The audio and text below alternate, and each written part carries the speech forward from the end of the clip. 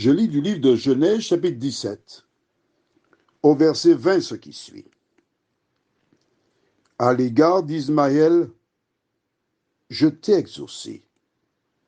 Voici, je le bénirai, je le rendrai fécond, et je le multiplierai à l'infini.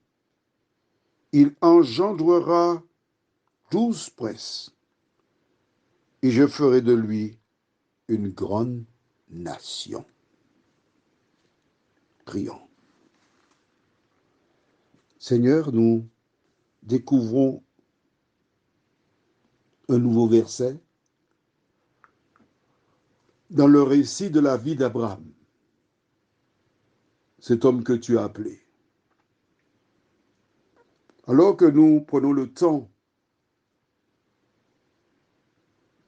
pour étudier cette référence, que le Saint-Esprit nous dirige dans toute la vérité.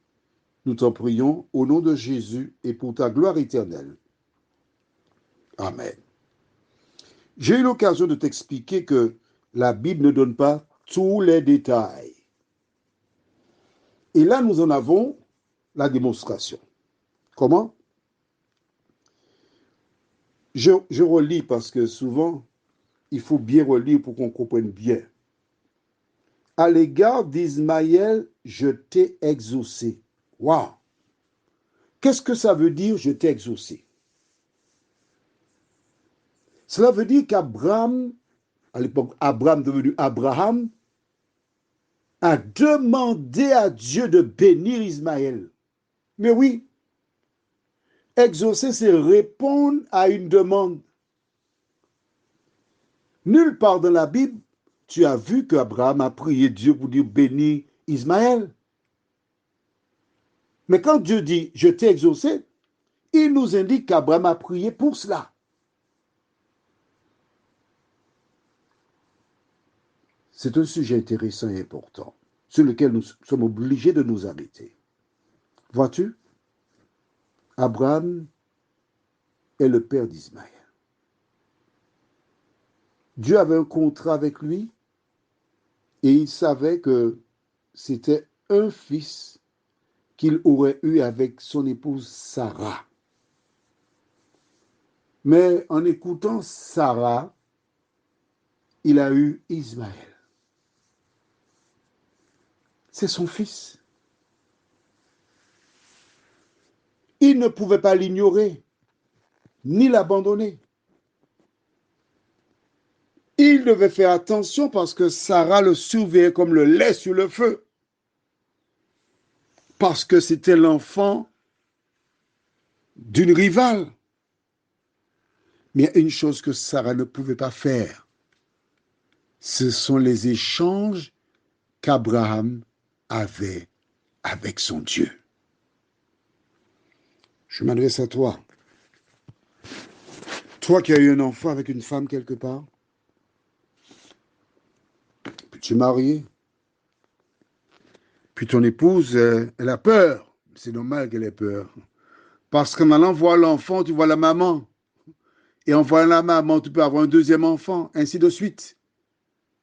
Et elle fait tout pour que tu n'ailles pas là-bas. Que tu ne vois pas l'enfant. Que tu ne t'en occupes pas. Parce qu'elle a peur. Et ça, tu l'as déjà compris. OK? Très bien. Mais cet enfant, il a besoin de toi. Pas seulement l'argent que tu envoies à la maman ou que tu vires sur un compte. Il a besoin d'échanger avec toi. Alors, il faut que tu arrives à expliquer ça à ta femme.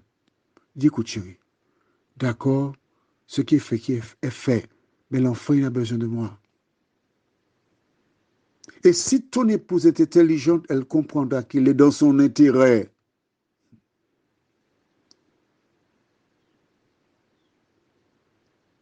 qu'elle t'accompagne dans cette démarche. Parce que l'enfant, il n'a rien demandé, mais il est là. Il a besoin de toi. Prions. Seigneur, ce n'est pas facile. Pour beaucoup,